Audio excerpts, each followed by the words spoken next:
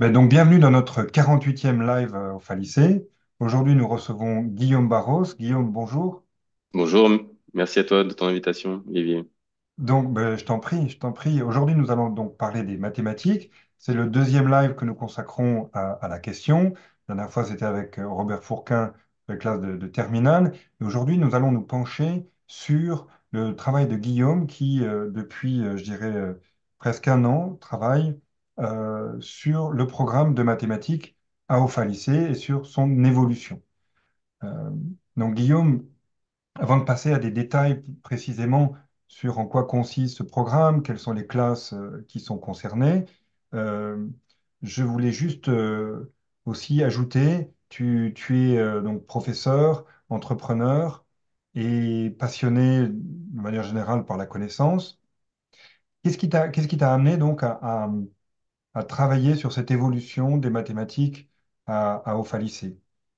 Quel est le besoin que tu es venu combler ou qu'est-ce que tu as identifié Alors, comme je pense thème? que auparavant, par mes expériences passées, j'ai eu la chance d'être enseignant de technologie et très rapidement, j'y ai vu des élèves qui adoraient l'informatique, mais qui avaient souvent de nombreuses lacunes en termes d'utilisation des ordinateurs, des logiciels, et puis par la suite également qui montraient un réel intérêt pour certains jeux de programmation. J'ai même eu des élèves qui m'ont dit que c'était la première fois qu'ils prenaient un tournevis dans les mains. J'ai vu qu'il y avait quelque chose à faire. On a des élèves à Offa Lycée qui sont souvent excellents en mathématiques, notamment en algèbre. Alors, il y a toujours quelques Mhm. petits points qui sont à valider, mais ce que nous sommes en train de mettre en place en termes d'évolution de ce programme de mathématiques, ça va être de juste vérifier les acquis en algèbre, cerner les difficultés et les points chez nos élèves et pouvoir ouvrir plus de temps à tout ce qui va être programmation informatique et même de l'hardware. Mhm. On voit donc, je vais vous partager mon écran avec le robot Mbot. Donc ça, c'est un robot qu'on propose à nos élèves. Et ne serait-ce que déjà commencer à faire un petit peu de connectique. Bah, les élèves, enfin, déjà, ils ont beaucoup d'hésitation, ne serait-ce qu'à clipper quelque chose dès qu'ils entendent un petit bruit. Ils ont presque une hésitation à tout. Enfin, c'est vraiment les libérer aussi par rapport à tout ce matériel informatique. Et ils y prennent beaucoup de plaisir. Ils y voient beaucoup d'intérêt et petit à petit, en fait, ils vont aborder et commencer à avoir une véritable compréhension de comment une petite machine comme ça fonctionne. Ok, super. Et donc, euh, alors, précisément, ça concerne quelle classe? Alors, on est sur un cursus sixième, cinquième, quatrième. C'est-à-dire que ça va être développé durant ces 3 années à Offa Lycée. Mhm. On Et combien de peut, temps? Combien de temps par semaine? alors par semaine, on va peut-être pas le découper ainsi, mais ça représente environ 8 séances à l'année. Mhm. 8 séances à l'année, qui s'intègrent donc au programme de mathématiques classique d'Alpha Lycée. Donc on va avoir en fait notre grosse partie géométrie, hein, qu'on a Mhm. beaucoup à cœur de continuer à Offa Lycée avec compas, règles, équerre, des constructions, de la précision, du soin, des crayons bien taillés, enfin tout le monde ce que tout le monde se souvient, Ouais. j'imagine, de ces années de collège. Donc ça, bien entendu, on le maintient. La justification avec, on sait que vraiment une construction d'un raisonnement. Donc ça, c'est maintenu et ça représente encore un petit peu moins de la moitié du temps de Haut Lycée. Et on va avoir des séances donc de programmation sur robot ou sur des jeux online, hein, des jeux pédagogiques. Mhm. Et en début de séance, on va faire un petit quiz pour vérifier certains acquis d'algèbre. S'il y a besoin, par exemple, qu'un élève qui a un peu moins compris les nombres relatifs sera isolé et je pourrais m'entretenir avec lui pour lui faire quelques petites révisions pour m'assurer que tout le monde passe l'année suivante en ayant les acquis d'algèbre. Mais c'est vrai que on n'a pas besoin nécessairement de refaire toute une leçon très dense et très fournie pour des élèves qui ont compris les principes et qui sont complètement au clair avec ce que c'est parce qu'ils l'ont déjà vu au cours de précédents cursus. Mhm. Mhm. Donc en fait, donc pour bien résumer, excuse-moi si je suis un peu lent, mais donc il y a tout le système de complémentarité d'Alpha Lycée où une grande partie de l'algèbre est vue dans le système américain. Donc, c'est pour ça que tu parlais de la grosse partie de la géométrie avec le compas, la règle et le rapporteur. Ça, c'est un de mes souvenirs parce que le mot, tu vois, avait toujours un double sens dans ma tête. J'imagine. J'évitais de l'être tout en l'ayant dans ma poche. Et, et donc ça, c'est en gros résumé de manière un peu vulgaire le système de la complémentarité au phalicé. Et sur ça, voilà, on vient greffer à peu près 8 heures, donc 8 séances consacrées précisément au collège, à la robotique, programmation, on va rentrer dans le détail, hein, et Et qui la se poursuivent durant 3 ans. Donc, on va avoir en Hmm. fait 24 séances, donc 24 Mhm. heures en 3 ans sur cette programmatique et sur cette programmation. Ouais. Et donc, donc là déjà, tu l'as déjà mis en place avec dans certaines classes. Ouais, ouais, on a commencé avec nos cinquièmes et nos quatrièmes de cette année. On a Et comment ils commencé. réagissent? Alors il y a de tout. Alors il y en a qui vont être immédiatement, qui vont se lancer dans le bain, faire plein de choses, essayer d'avancer le plus possible, parfois trop rapidement et passer quelques Mhm. problèmes. Il y en a qui vont avoir des appréhensions. Ils vont se dire non, moi j'aime pas trop la programmation. Mais au final, on s'y prend vite parce que c'est sous forme de jeu en fait. Et c'est Mhm. ça vraiment qu'il faut retenir. Est-ce que je vous montre Oui, oui, oui, avec un plaisir. petit, euh, un petit exemple? Voilà, on va commencer presque par ce qu'il y a de les premiers pas. Donc quelqu'un qui arrive à Ophalicie, donc il peut arriver en sixième. Mais s'il arrive en quatrième, admettons, on a un nouvel élève en quatrième qui n'a jamais fait de programmation. Donc, mes élèves vont continuer leur progression en programmation et ce nouvel élève, afin qu'il puisse un petit peu se mettre dans le bain et s'immerger, je vais lui proposer les premières activités qu'on avait commencé ensemble. On va commencer par le tutoriel. Donc voilà, Mhm. donc là, on doit programmer un robot pour qu'il atteigne la case verte en évitant les obstacles. Et pour cela, on a des blocs, avancer vers le haut, avancer vers la droite, etc. Donc là, on devrait avancer vers la droite. Vas-y, continue, hein, Olivier, hein, comme ça, tu auras ta première séance de tutoriel. Qu'est-ce que tu me proposes de faire? Là, je suis perdu. Je suis ta souris. J'ai Je pas de suis moustache, perdu. mais prends ton temps de regarder, prends ton temps de regarder. Donc, je dois faire avancer le robot vers la droite. Ok, ça c'est bon. Après, je dois le faire remonter vers le haut. Donc, ça, je vais le placer à la suite. Et après, avancer vers la droite. Donc, je vais ouais, je vais drag and drop ça, ouais, exactement, dessous. Euh, et j'ai gagné quand je suis sur la case verte ou... Ouais, t'as gagné. Tu veux qu'on fasse un petit essai? On va regarder ce Vas-y, que on ça fait donne. l'essai. Ah, Non, mais génial. tu as déjà réussi. Voilà. Et, et donc, excuse-moi, moi qui ai vraiment une connaissance de la programmation qui malheureusement est très limitée, alors que, comme je le dis toujours à qui veut l'entendre, savoir programmer, c'est comme connaître l'anglais dans les années 50. Tout le monde devrait le Bien. savoir. Euh, enfin, donc ça, c'est la version jeu. Et donc, même quelqu'un comme moi y arrive, mais comment ça les prépare à programmer ensuite? C'est ça que je... Alors, comment Comment on je va vais... passer ensuite à des lignes de calcul qui sont, euh, qui sont vraiment une langue étrangère pour moi? Alors, laisse-moi répondre à ta question. Je vais pas faire ça comme ça. Tiens, on va se mettre ici avec une nouvelle page. Hop. Je pense que c'est se tromper en fait, d'essayer de se dire, et je veux qu'ils apprennent un langage compliqué Hmm. avec plein de chiffres, un petit peu comme dans Matrix, etc. C'est Ouais, un peu se tromper exactement. parce en fait, c'est le principe de fonctionnement qui est intéressant. Et c'est tout là l'enjeu. C'est-à-dire que la base en programmation, c'est l'algorithmie. Et l'algorithmie, en fait, va commencer un petit peu comme ça va être des logigrammes. Donc, on va poser des questions on a un début, et je sais Mhm. pas, moi, on va dire, est-ce qu'il fait 60 degrés avec une question, et on va répondre par oui ou Mhm. par non. Si on répond non, on va faire une action, c'est-à-dire pas de chauffage.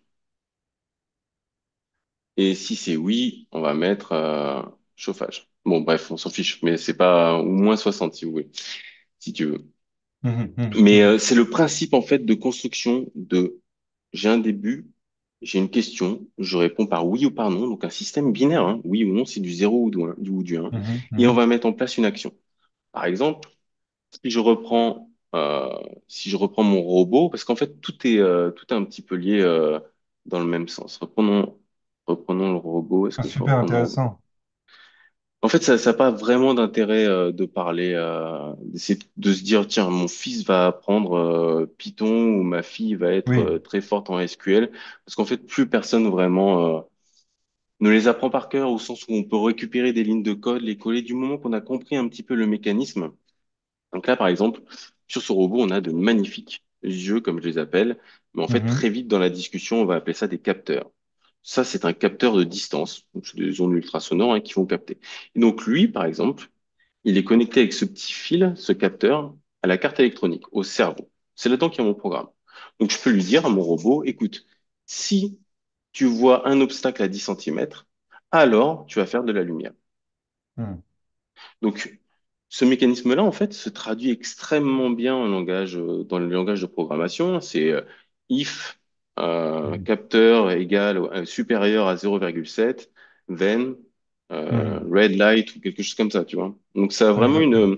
c'est extrêmement simplifié, mais c'est déjà très, très pertinent pour comprendre, en fait, cette notion d'algorithmie et de schéma, comment s'organise une pensée algorithmique, où on va toujours être sur du zéro et du non.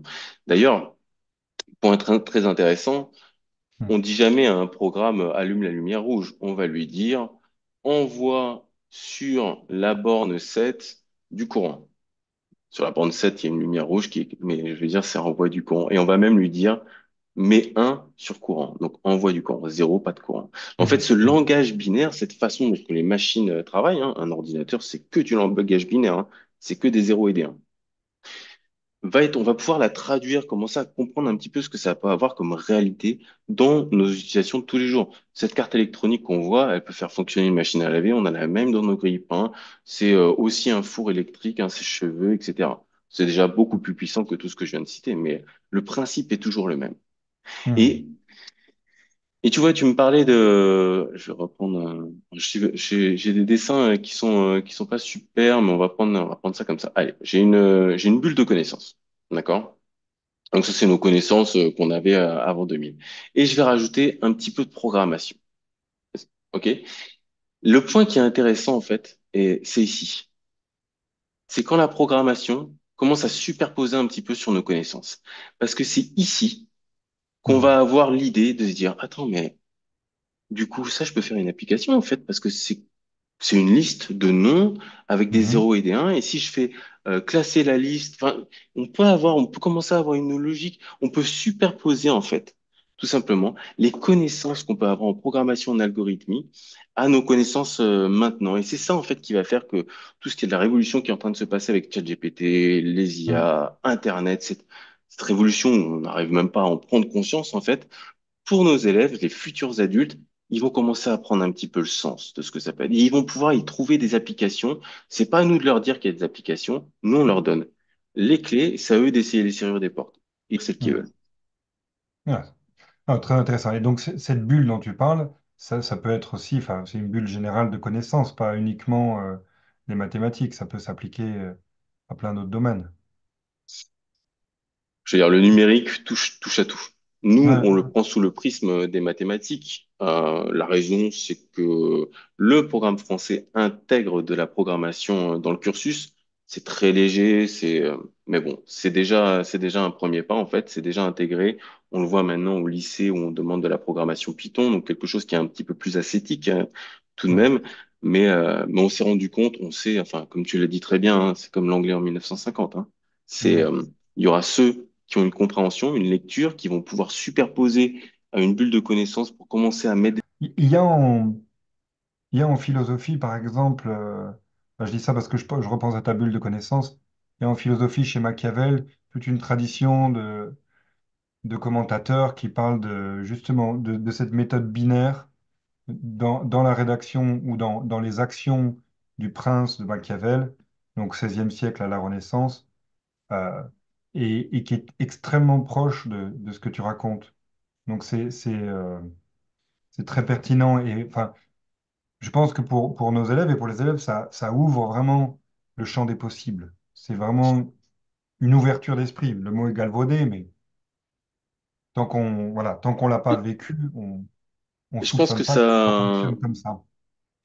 on fait descendre aussi un petit peu d'un piédestal cette magie, cette incompréhension qu'on peut avoir face à l'intelligence artificielle, qui est finalement très mécanique, parce que tu vois cette façon dichotomique de voir un petit peu la réalité par des oui ou par des non, par des zéros ou par des un, par des blancs ou des noirs, sans nuance. On peut comprendre que la partie peut-être émotionnelle, instinctive de l'être humain n'est pas présente dans une intelligence artificielle. Et c'est, comme pour utiliser ton mot, très galvaudé en fait, hein, Hmm, il n'y a hmm, aucune intelligence. On essaye de faire ressembler une machine à un être humain, mais il n'y a mhm, pas. On essaye de lui donner des réactions humaines, mais absolument pas rien d'humain ou rien de conscience, rien d'instinctif, rien d'émotionnel. C'est juste de l'apprentissage mécanique.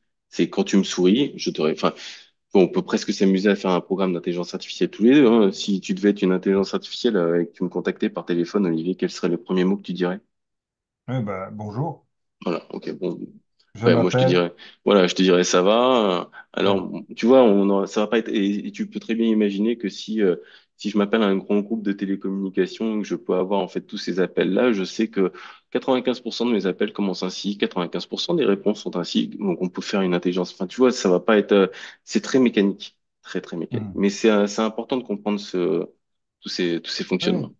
Et je trouve ça extrêmement pertinent à l'âge dans lequel on les prend justement et qu'on les accompagne dans la découverte de la programmation, de leur faire comprendre toutes ces choses. Parce que bon, l'adolescent, il rentre dans l'adolescence et, et finalement pour eux, c'est extrêmement important que toutes ces notions-là, donc émotionnelles, tu vois, soient intégrées.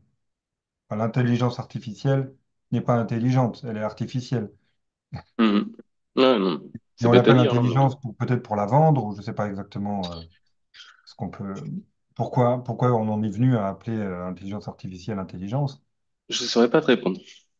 Mais, mais non, mais c'est un très bon moment pour justement découvrir ce fonctionnement qui nous entoure de plus en plus. Donc Euh, voilà, c'est le but vraiment de ce qu'on propose à Ofalis, c'est vraiment de développer cet aspect. Ça colle avec les programmes. Ils auront aucun problème à passer le brevet sur la partie programmation. Ils auront de l'avance au lycée sur la partie programmation, mais ils auront surtout des hmm, connaissances supplémentaires et une vraie compréhension de ce que ça peut être le monde numérique. On est une école numérique et même au cours des quelques séances que j'ai pu réaliser, on a abordé des thèmes comme quel ordinateur tu as? Ah, bah, moi, tu as un Windows ou un Mac ou tu es sur iOS? Non, non, moi j'ai un Samsung. On voit aussi cette espèce de confusion qu'il peut y avoir entre ouais, le matériel, vraiment ce que c'est. Donc, on peut aussi débunker certaines parties. Enfin, on sait que au travers des applications de Google, il y a eu beaucoup, quelque part, de volonté de grands groupes d'essayer d'effacer un petit peu tout ce que c'était Internet, les hmm. URL, etc. Et revenir à tous ces fondamentaux parce que on les aborde en faisant ce genre de choses.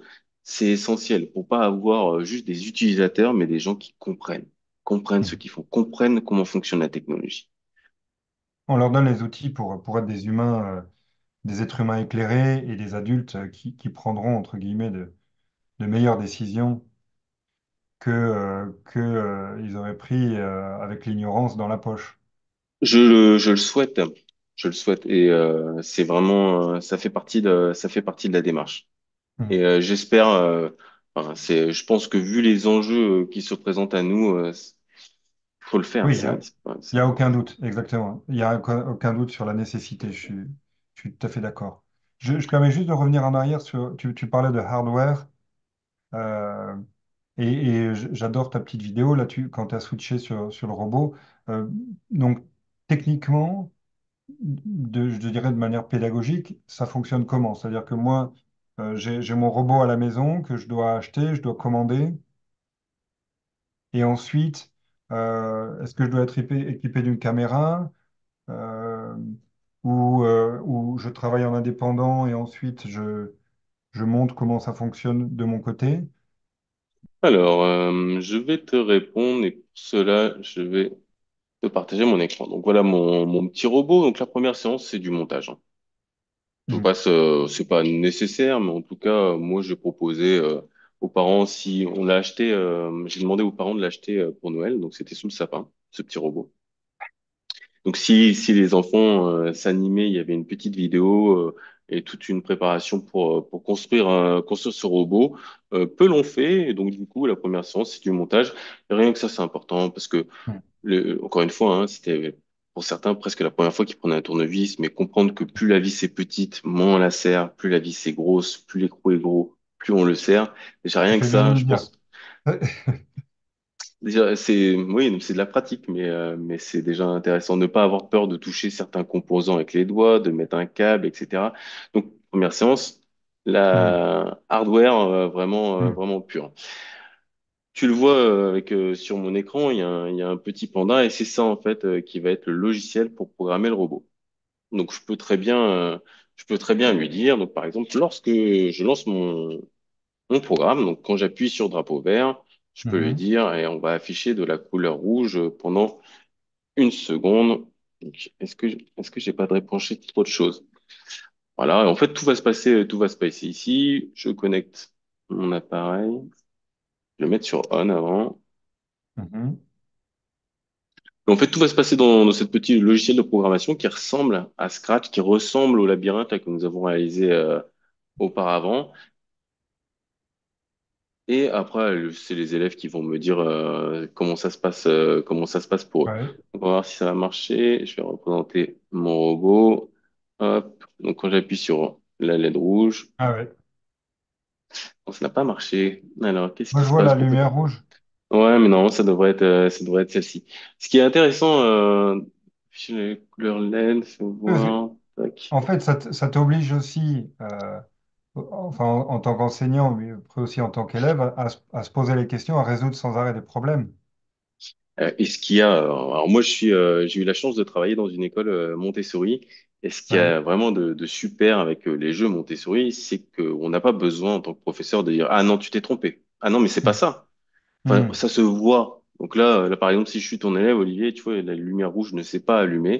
J'ai Ouais. manqué une petite mise à jour. Je fais connecter, donc je m'en suis rendu compte tout seul. Tu vois, j'ai pas besoin de revenir. Et donc après, il y a une démarche de recherche, de se dire qu'est-ce qui va pas. Alors c'est vrai que c'est assez Ouais. ingrat la programmation là-dessus parce que il suffit de pas grand-chose. Voilà, la belle couleur rouge pendant 0,5 secondes. Super. Tu me suis?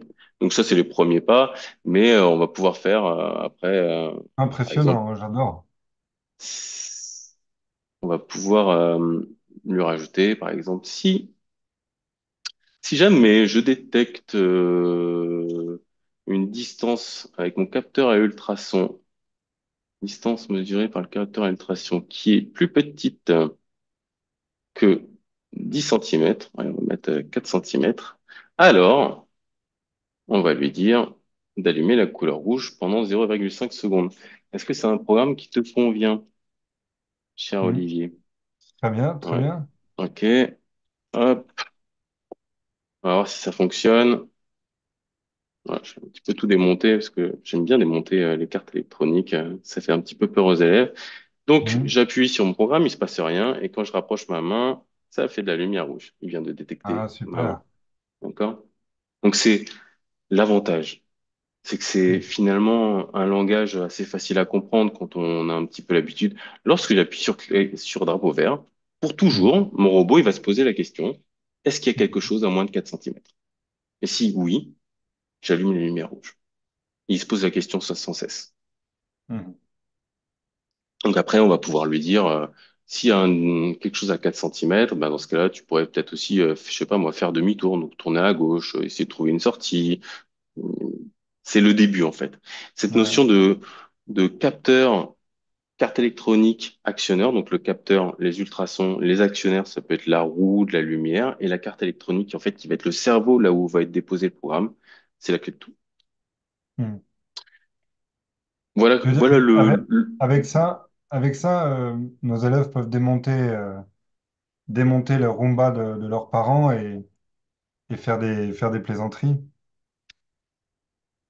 J'espère. Parce que Au moins, si je prends la carte, si je sors la carte de la petite machine, après, il y a moyen de la connecter avec un logiciel de programmation. oui.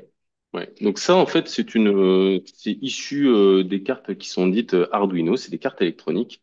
Arduino, Mhm. ça se programme en Java. C'est en fait une carte électronique qui est en accès libre avec tous les programmes qui sont en accès libre. Et avec ça, on va pouvoir programmer mais énormément Mhm. de choses. Enfin, je veux dire, si on se donne un petit peu la peine, on peut avoir sur son téléphone une application. Quand j'appuie sur On, il est connecté en Bluetooth avec ma carte électronique ou en Wi-Fi et ça va ouvrir mon portail. Enfin, je veux Mhm. dire, les applications sont Sont réelles. infinis. Pardon? Elles sont infinies. Sont Voilà. infinies et sont vraiment dans le domaine du possible, même en termes économiques. Une carte électronique, ça coûte pas très cher, ça doit coûter 5-10 $. Mhm. Avec quelques capteurs, Wi-Fi, etc. Je veux dire, pour 30 $, on peut vraiment avoir une lampe de bureau qui s'allume quand il n'y a plus de lumière automatiquement, etc. Vraiment créer un petit monde électronique si on le souhaite, pour pas cher, simplement. Et c'est encore une fois, c'est moi, ce que j'adore dans tout ça, encore une fois, c'est le domaine des possibles. Mhm. C'est une source de créativité. Encore une fois, une bulle de créativité qu'on superpose à notre connaissance. Et ceux qui se prennent au jeu, il y a vraiment beaucoup à faire. Est-ce que tu as des petites anecdotes d'élèves qui sont déjà pris au jeu et qui ont eu des idées insoupçonnées et insoupçonnables? Écoute, je vais te le montrer tout de suite. Ah, Euh, génial. j'ai une élève qui a de quatrième, qui est arrivée en séance. Ne pas enregistrer, ça on s'en fiche. Est-ce que je vais arriver à trouver ce que je veux? Voilà. Hop. Qui est arrivé en fait avec. Pourquoi c'est pas ouvert? Hmm. Mince. Avec, je vais pas le retrouver là. Mais qui est arrivé avec le thème d'Harry Potter en musique. Donc son petit robot, en fait, elle a fait le thème de Harry Potter musical. Parce que ici, on a la possibilité de faire des sons, de jouer des fréquences de notes. Et elle s'est pris là-dessus. Donc elle m'a fait un petit répertoire, une petite chanson Harry Potter avec ça. Courage et abnégation. Je comprends pas. Comment tu peux faire le thème d'Harry Potter Alors, est-ce que je vais me lancer le enfin, défi? Ça va jamais marcher parce que les sons, ça non, passe non, mais pas. Ouais. je comprends le caractère exceptionnel et puis tout le mérite, mais tu veux dire que elle rentre là, elle enregistre la chanson, elle la met, enfin le Non, thème musical, ou c'est elle qui va le programmer le thème musical? on va le programmer. Tu vois mon écran, il y a marqué jouer la note C4 pendant 0,25 pulsations. Donc, tu vois, tu as Quoi, une tu veux idée de dire qu'elle a rythme. fait... Ah, donc Ouais, maintenant j'ai compris, c'est un truc de dingue. Ça a dû lui ouais, apprendre quoi? voilà. Donc, elle a dupliqué tout ça. Elle a retrouvé quelle note correspondait. Non, Elle m'a mis les croches et les non. noirs. Et si. Et elle est arrivée avec le thème de Harry Potter. Ah bah dis donc. Donc Ouais. c'est dire voilà, à quel point les applications, comme tu disais, hein, éveiller à la connaissance et puis ouvrir au champ des possibles, c'est On magnifique. a avec Zoom, tu me posais la question comment les élèves voient en Mhm, fait les robots, ce qu'ils font. Donc ils peuvent me mettre leur robot dans la main. Et une autre possibilité aussi, c'est que ce programme-là, par exemple, qu'on a sous les yeux, je peux l'enregistrer sur mon ordinateur mhm. et je vais pouvoir, par exemple, le fichier qui a été créé, l'envoyer dans le Zoom. Donc, par exemple, D'accord. tiens, est-ce que je t'enverrai pas, je sais pas si ça va apparaître, mais tiens, je vais t'envoyer un thème de Harry Si. Potter. Hop. Voilà, je viens de t'envoyer ça. Donc voilà, tu viens recevoir un fichier en .mblock. Donc moi, si Mhm. tu peux le mettre dans ton programme et essayer sur ton robot. Donc il peut y avoir aussi une, un échange entre étudiants au travers du chat Zoom où ils peuvent s'échanger les programmes qu'ils ont fait. Ouais, et donc collaborer ensemble sur des projets. À la Ouais. limite, on pourrait penser qu'il y en a une qui s'occupe de la musique et l'autre qui s'occupe, je sais pas, d'une autre partie du robot. Oui, pourquoi pas. Euh, non, mais il y a clairement, moi je ferais beaucoup plus que 24 séances là-dessus. Hein. Mhm. Il y a beaucoup à faire, ne serait-ce qu'avec le robot. mais on a beaucoup d'autres choses que l'on voit. Est-ce que je te rajoute un petit point? Tiens, je vais te rajouter ça. On a, il y a vraiment un point qui me tient beaucoup à cœur Mhm. dans toute cette évolution des mathématiques et de la programmation qu'on est en train de proposer à Alpha Lycée. C'est l'aspect jeu. Donc là, ça c'est un petit jeu vidéo. Donc ça c'est vraiment le thème. On est vraiment sur quelque chose de compliqué, de difficile. C'est vraiment la dernière ligne droite que l'on fera. Mais ici, on a programmé presque de bout en bout un petit jeu. Est-ce que ça va me fonctionner? Quand j'appuie sur vert, oui, ça fonctionne. Donc là, je déplace mon petit cochon. Ça devrait activer les pièges, mais ça les active pas. Peut-être que j'ai pas chargé le bon. Mais voilà, le principe, ça va être de mettre en mouvement les objets. Voilà, je pense que D'accord. c'est avec la touche espace. Voilà. Ok, ça y est. Hop.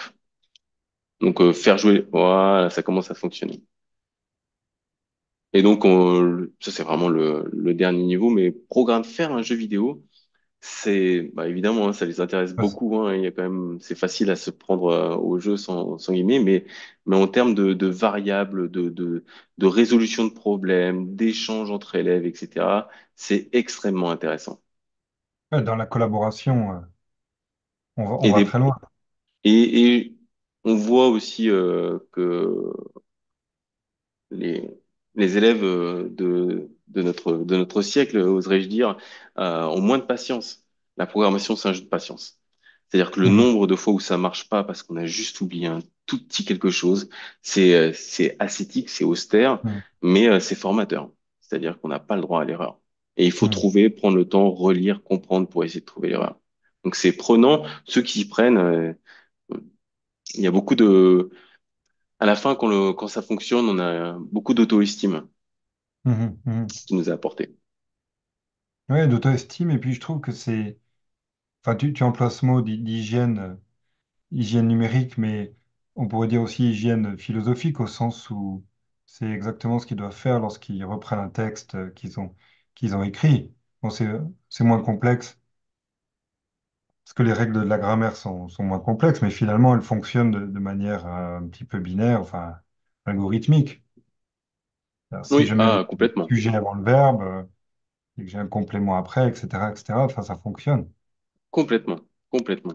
D'ailleurs, oui, il y a des algorithmes hein, pour faire ça, pour l'expliquer aux enfants. Quand j'avais enseigné en primaire, CM1, CM2, j'avais qu'une élève, on avait fait ça parce qu'elle avait beaucoup de... Enfin, c'était pas Mhm. facile, c'était assez austère, hein, ces règles. Mais si Ouais. le COD est avec un petit peu d'algorithmie, on peut le comprendre plus facilement, en fait, avec des losanges, des oui et des non. Et je lui avais laissé la fiche mémo. Ah, Ça génial. fonctionne bien, ouais. Mm. Est-ce que j'ai une question très concrète? Le petit cochon volant, il devait passer entre la scie électrique et le gant de boxe. Ouais. Ça, c'est chaud quand même. On peut le faire plus simple, hein, on peut le programmer pour que ça soit plus simple si tu veux. Ça fonctionne avec les flèches? On n'a pas rajouté de flèches, mais ça doit pas être Non, mais je veux dire, très compliqué, hein. pour le guider, tu es avec tes flèches Ah, sur le clavier. ouais, ouais. Oh, bah, je peux me prendre au jeu pour te retrouver ça. Attends, hop, partager. Alors, où est-ce qu'on est? On est sur le cochon qui doit bouger. Tiens, bah, ça c'est intéressant parce que c'est une bonne question que tu m'as posée. Donc, tu me dis, bon, Guillaume, comment on va déplacer ce cochon? Donc Ouais. voilà, ce cochon, voilà comment il se déplace. Quand la touche flèche du haut est pressée, je lui ajoute 10 à Y. Point Hmm. intéressant parce que en mathématiques, le repère orthonormé XY, c'est quelque Hmm. chose qu'on Ouais. trimballe de la sixième à la Oui. terminale. Et dans le jeu, leur faire comprendre, en fait, bah oui, c'est une application. Regarde ton cochon, quand tu voulais le faire monter, c'était plus Y, et quand tu voulais le faire descendre, on lui met ajouté moins 10 à Y. Donc là, on a Hmm. des nombres relatifs, des repères orthonormés, et une autre façon, une autre vision un petit peu de voir de ce monde, en fait, ce monde des mathématiques. Là, on a une application concrète juste en Ah, mais je déplaçant notre comprends, petit tu cochon. vois, X, Y, les abscisses et les ordonnées, je les retrouve. J'ai jamais vraiment compris à quoi ça servait. Voilà, voilà une Une, partie du monde qui s'éclaire. ouais, une première résolution de problème. Et on a, ouais, tac, tac, tac, voilà, des coordonnées. Donc, par exemple, quand le jeu débute, le cochon, bah, il n'est pas au milieu parce qu'il se ferait découper immédiatement par la scie pour faire des Ouais. rondelles. On va le mettre en -191, 24. Donc, quand je lance mon jeu, le cochon doit se replacer automatiquement, voilà, en moins 191, 24. Donc, il n'est D'accord. pas au centre, il n'est pas à 0,0. Bon, c'est des détails, mais en fait, tous ces petits points, c'est, c'est ça, en fait, qui Mhm. fait qu'on est sur un lot de connaissances qu'on va appliquer et on ne sait jamais, en fait, qu'est-ce qui va illuminer nos élèves et à quel moment ils vont se dire, ah oui, d'accord, mais ça y est, je me souviens maintenant. Ou dans un contrôle, ils vont se dire, attends, X, Y, Mhm. ah, je me souviens avec le cochon. C'est ça. Ouais, ouais, Et c'est ça, en ouais. fait, on leur rajoute quelque chose, on leur superpose une dose de connaissances sous forme de jeu et dans le monde du numérique. Ah non, c'est... Et donc, attends, et très très concrètement, si j'arrive, enfin, imagine que mon cochon, enfin, imagine que j'ai programmé, que Olivier ait programmé le cochon et que quand j'appuie sur la flèche, il descend ou trop bas ou il avance trop. Après, donc, j'ai le moyen de travailler dans la finesse et de faire en sorte que chaque clic sur la flèche soit plus fin ou, Ah, bien je sais pas sûr. si je me fais comprendre. Alors, regarde. Donc, on va prendre l'exemple avec la flèche du bas. Donc, quand la touche flèche du bas est pressée, j'ajoute moins 10 à Y. Bon, mais peut-être que c'est peut-être pas assez. T'aurais peut-être Hmm, voulu peut-être moins 30. Donc maintenant, quand j'appuie sur la flèche du bas, il descend beaucoup plus vite. d'accord. D'accord? Mais toi, tu me dis, Guillaume, Dangereux. Ouais. c'est quand même embêtant parce que là, ton cochon, il passe sous terre et c'est quand même pas super. Bon, bah, pas de problème. On peut lui dire, dans ce cas-là, on ajoute, on va lui mettre une condition. Donc, c'est vraiment intéressant. Donc là, je vais lui dire, si, si Mhm. j'ai quelque chose qui est supérieur, c'est les coordonnées de Y du cochon, je vais le trouver. Il est là. Ouais, Voilà. Si les Y sont supérieurs à, il est où mon cochon? On voit que la ligne, là, c'est à moins 200. d'accord. Donc, je vais lui dire, quand j'appuie la flèche du bas, si jamais je suis plus grand que moins 200, alors tu peux Mhm. mettre moins 30. Mais si sinon, non, ça marche pas. Et Je vois tout ça à fait. marche Ouais, pas. ouais. Tu vois, le principe, en fait, c'est que tu veux dire, tu as le droit d'ajouter moins 30 au Y, mais à la condition que c'est que tu ne sois pas déjà plus petit que moins 200. Exactement. Ce qui évite là, par exemple, qu'il aille sous terre ou que. Ah, mais c'est parce que moins 200, c'est pas assez. C'est moins 112. Voilà. Voilà, toujours ce process erreur. Donc Ouais, là, tout à voilà, fait. elle ne peut pas aller plus bas. Ouais, exactement, exactement. Super intéressant. Donc en fait, tout ça, tous ces petits paramètres, ça se règle, ça dépend ce qu'on veut faire. Ça peut prendre une demi-éternité, hein. C'est créer un jeu vidéo pour que ça soit précis. On a les bugs. Donc par Mhm. exemple, ce fait de passer sous terre avec un cochon, c'est un jeu vidéo buggé. Cette Mhm. notion de bug est très abordée au lycée aussi, où vraiment on va souligner que les programmes informatiques, ça peut arriver d'avoir des erreurs. Ouais, bien sûr. Ouais. Ils sont combien quand ils travaillent sur des jeux vidéo? Tu vois, Hum, bon, pas Call of Duty par exemple, mais Alors, je vais pas les laisser, je vais pas laisser les laisser tout seuls. C'est-à-dire, il y a un plan. En mhm. premier, on va leur demander justement de mettre en mouvement ce petit cochon. En deuxième, on va leur demander qu'il ait l'impression qu'il vole. Tu vois que les ailes, elles sont en train de battre, non? Les Mhm. ailes du cochon qui battent, en fait, c'est au travers des costumes. C'est-à-dire que là, mon petit cochon, il peut prendre ce costume-là, le costume 2, le costume 3, le costume 4, le costume 5, etc. Et si je lui dis change de costume, petit cochon, bah, tu vas avoir l'impression qu'il est en train de battre des ailes. Mhm. Je te mets ça sous forme de code. D'accord, Et d'accord, j'ai compris. tu vas être diplômé Ouais, tu ouais. vas pouvoir passer notre. C'est une de mes questions, c'est-à-dire à la fin, donc dans l'évaluation, est-ce qu'il y a, je sais pas, une tâche à accomplir, un projet? Voilà une question qui me plaît beaucoup et qui va me permettre de passer en fait, qu'est-ce que c'est ce programme transverse? Mhm.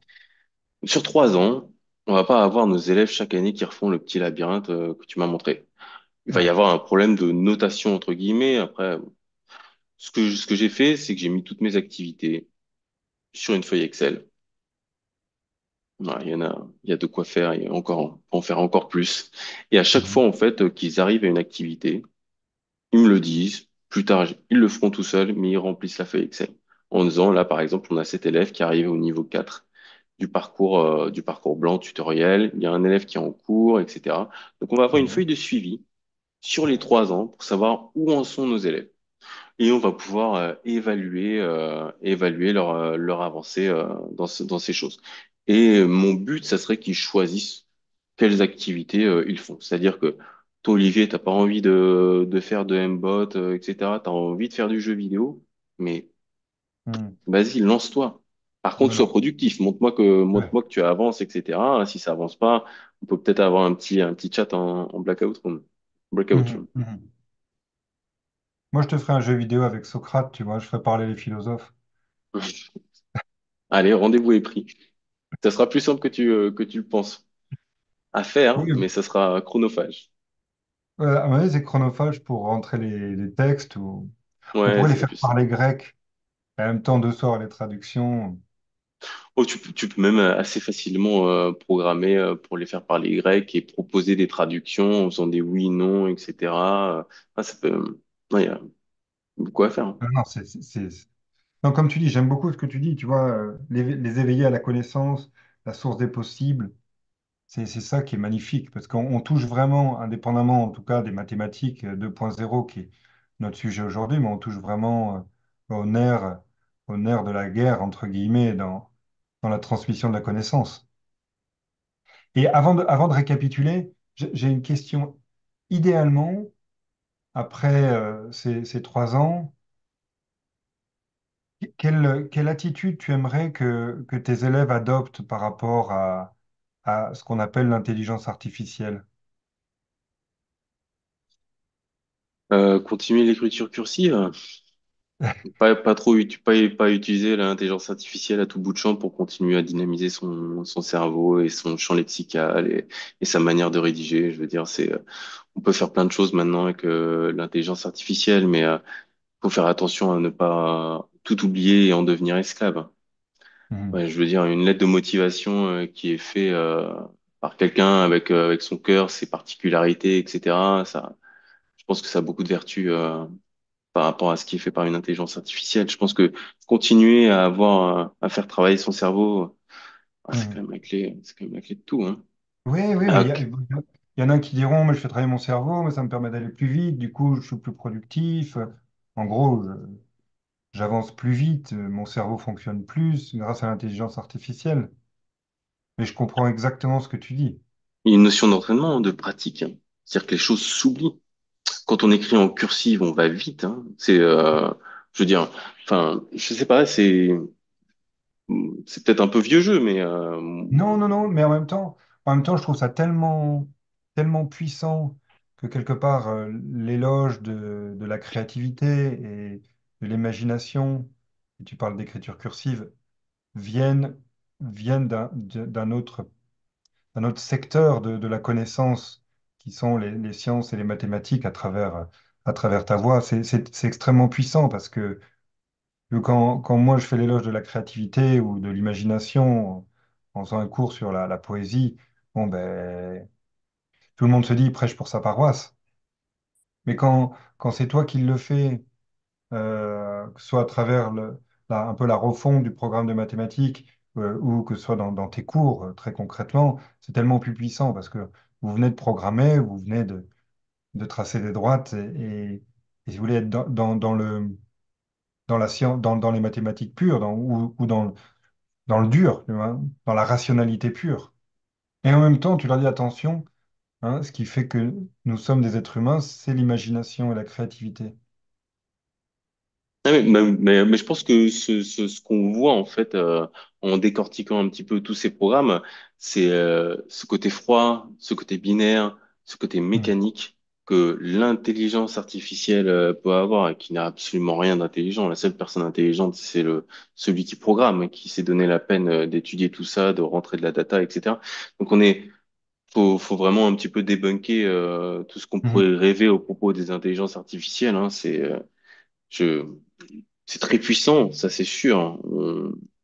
Les changements que ça va engendrer dans notre société vont être conséquents. Après, moi je préfère, je veux pas, mon but c'est pas de faire des utilisateurs d'IA parce que c'est stupide d'utiliser une IA. Je veux dire, tout le monde peut le faire, hein. Mais par contre, comprendre comment ça fonctionne, voir les faiblesses, comprendre que nous, en tant qu'êtres humains, on a d'autres atouts que l'IA, ça c'est important. Je me posais, tiens, même la question sur certains textes, il y a des fois, est-ce qu'on pourrait pas créer un certificat de non-generated by IA, C'est juste vrai. pour dire, maintenant, on sait même plus qui fait quoi, quel article de presse, quel livre, quel passage est créé par une IA. Hmm. Je suis C'est bien d'accord. Tu sais, pour notre première newsletter, j'ai rédigé mon article à l'ancienne, tu vois. Euh, donc 1000 mots. Et je vais dans ChatGPT 0. Et donc, il m'a dit, et ce qui m'a inquiété, tu vois, il m'a dit à peu près à 30% de probabilité que ton article soit généré par IA. Bon, il reconnaissait sur les 50 phrases analysées, il en reconnaissait zéro comme étant relevant de l'intelligence artificielle, mais il y avait quand même ce doute qui planait. Parce que si quelqu'un rentre mon article dans ChatGPT 0, en gros, 30% de 30%, quoi. chance, voilà. Bien il y ait le petit bémol avec il reconnaît aucune phrase. Donc, à mon avis, tu dois te dire, bon, ben, il y a pas... mais c'est vrai. C'est-à-dire, si même la machine ne reconnaît pas la machine, alors qui a écrit quoi? Mais tu sais, après, je ne sais pas si tu as écouté de la musique.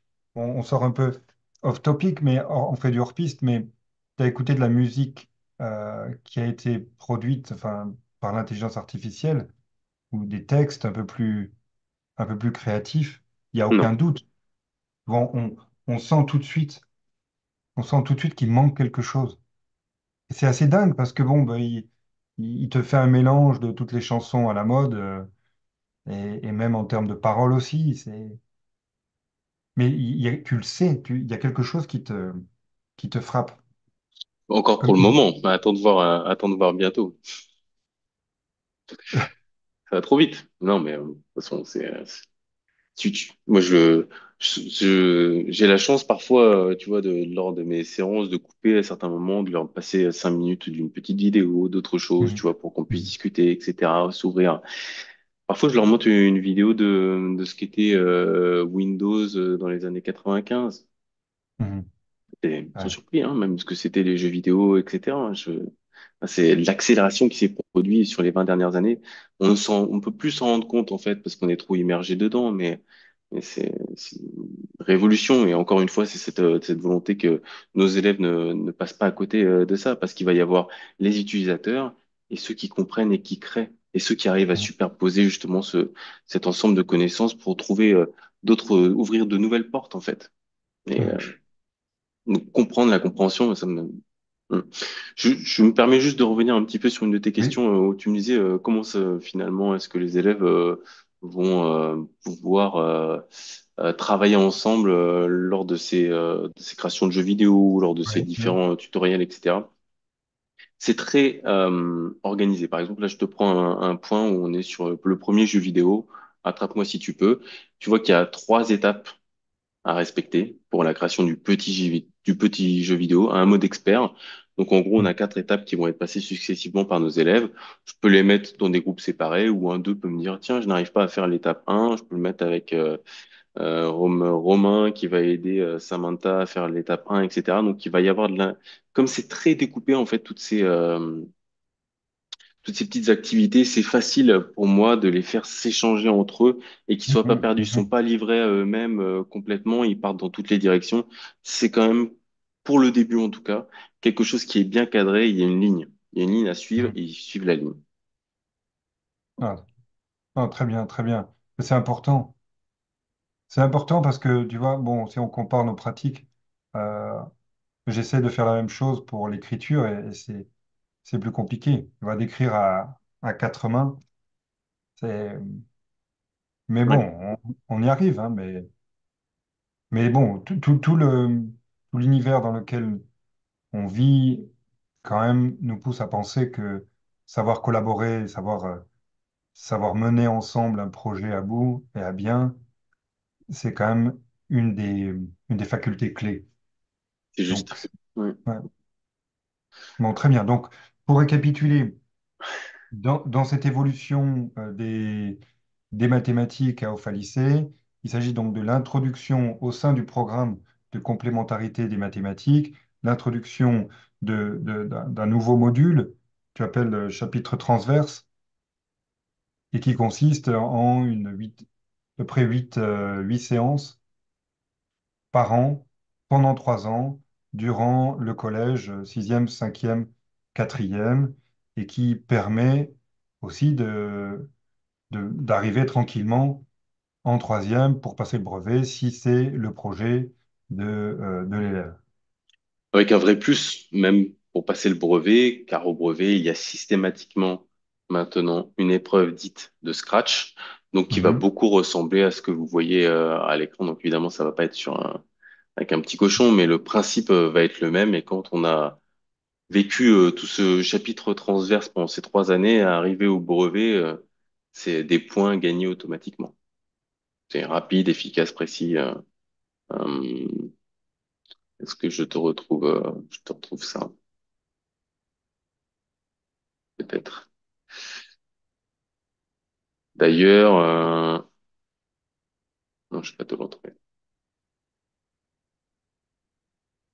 Voilà, non mais en Ouais. fait, ma dernière question pour conclure, ça serait finalement, qu'est-ce que nos élèves vont avoir de plus par rapport aux autres? Qu'est-ce qui va faire la vraie différence de nos élèves à la fin grâce à ce nouveau programme? Est-ce que Alors doivent être c'est, superposition, catalyseur dont on parlait un petit peu tout à l'heure? en fait, c'est au risque de peut-être m'évader un petit peu de cette question. C'est tellement un ensemble de connaissances diffus qui est Mhm, difficile pour moi en 3 lignes de cerner complètement les acquis de nos élèves. Ça peut passer par juste comprendre qu'est-ce que c'est ça. mhm, Qu'est-ce que c'est une carte électronique? C'est juste, ça reçoit des informations des capteurs, il y a un programme à l'intérieur et ça fait une action. Pas rien que ça, bah déjà quand on fait une mhm, machine à laver, qu'on voit qu'il y a un petit bouton qu'on tourne comme ça, qu'on le met sur 30 et que ça actionne le moteur, bah voilà, c'est ça. Le capteur, c'était le bouton, l'actionneur, c'était le moteur et la petite carte électronique qui va, c'était le cerveau. Ça, rien que ça, je veux dire, c'est diffus, c'est rien, mais c'est tout. C'est tout ce mhm, qui nous entoure en électronique. Les langages qu'on a vu avec cette algorithmie, ce oui, non, ce si. Bah, quand on voit passer le robot aspirateur, bah, on comprend maintenant, il n'est pas intelligent ce robot. C'est juste mhm, il a un capteur à l'avant qui lui dit si jamais tu vois quelque chose qui arrive à moins de 3 centimètres de toi, bah, tu vas tourner sur la droite. C'est moi j'oserais dire que c'est une compréhension un petit peu plus fine du monde et du monde technologique qui nous entoure. Donc je vais pas répondre à ta question. Je sais, non, non, mais qui nous mais entoure de plus en plus. c'est diffus au sens où on va aborder les variables dans la programmation, mais d'une manière tellement naturelle qu'on n'utilise presque pas le mot variable, mais cette variable x plus 2 est égal à y, ou des choses horribles qu'on déteste entendre, ben finalement on va l'aborder et ça va passer très bien et les élèves vont pas se rendre compte, mais peut-être que il y aura une étincelle. Et si c'est pas là, ça sera peut-être autre chose. Je veux dire, c'est encore une fois, on met des outils, des clés sur une table et c'est certain que des clés seront saisies pour ouvrir des portes. Peut-être pas Ah, immédiatement, peut-être immédiatement. Donc c'est un champ d'éventail sur quelque chose qui nous touche. J'espère ne pas avoir répondu à ta question, oui, oui, mais non, mais Olivier. écoute, j'adore cette métaphore des clés parce qu'elle est ancienne aussi, mais et j'aime bien aussi ta métaphore de la bulle avec ce que tu montrais tout à l'heure. Euh, pour ceux qui nous regardent, il faudra revenir en arrière dans la vidéo, mais la bulle où on va mapper la bulle que tu leur apportes avec la programmation, avec l'ensemble de leurs connaissances et leur permettre de voir que finalement connaître, c'est aussi justement faire des rapprochements et faire des connexions entre les choses. Et encore une fois, donc pour rebondir sur ta question, c'est impossible de savoir ce qu'ils vont en tirer. Parce que qui Mhm. aurait pu croire que à la deuxième séance, j'aurais une élève qui aurait fait le thème de Harry Potter en son? Je- C'est, J'ai même pas on sait pas. compris, j'ai même pas compris ce qu'elle avait fait quand tu me l'as dit. Donc, On sait pas où ça va aller en fait, et c'est ça qui est. C'est ça qui est chouette. On est quand même sur des élèves qui sont très bons en algèbre. Ils sont très bons, ils font ça, ça marche très bien. On vérifie les connaissances. On fait de la géométrie parce que ça, c'est quelque chose qui est vraiment essentiel. C'est assez rébarbatif. C'est pas toujours la partie la plus fun, mais il faut le faire et ça marche bien. Après, on a du temps. On les Mm. fait jouer. On les fait jouer sur des choses ils vont apprendre, ils vont s'enthousiasmer, ils sont contents, ils vont travailler tout seuls à la maison. Et, c'est gagné. C'est gagné. Ouais, c'est gagné. Eh bien, écoute, si je t'avais eu comme professeur, je pense que j'aurais gagné peut-être une autre vie. J'aurais peut-être dirigé ma vie vers un autre secteur. Mais j'ai rencontré un prof de français tout aussi charismatique que toi, mais qui m'a aiguillé vers la littérature et la philosophie. Bon, mais il faut de tout, hein. Puis c'est des mondes qui sont pas très éloignés, hein. Le monde de la Non, mais connaissance, hein, en t'écoutant, finalement, c'est tellement... C'est la même chose. C'est ouais, ouais, c'est fou, en c'est fait, notre ce langage perception. de programmation, à quel point, bah, c'est un langage, c'est une manière de penser. On parlait de culture au début de cet entretien, et là, on est sur une culture, enfin, il n'y a pas d'émotion dedans. D'ailleurs, c'est intéressant, hein, dans les langages Mm, informatiques, il n'y a plus d'émotion, il n'y a pas cette partie culturelle. C'est quelque chose qui est mondial, au sens où même une machine peut mm. le régurgiter, dirais-je. Tout à fait, tout à fait. Bon, mais merci infiniment, Guillaume, et merci d'avoir travaillé sur cette évolution du programme de mathématiques à Alpha Lycée, mathématiques 2.0. Donc, Guillaume Barros, professeur émérite à Alpha Lycée, entrepreneur, avec nous depuis 3 ans, presque. Et encore une fois, merci, Guillaume. J'espère qu'on se retrouvera pour que tu puisses partager ton savoir, ta connaissance et tes petits robots. Avec grand plaisir, hein. Merci.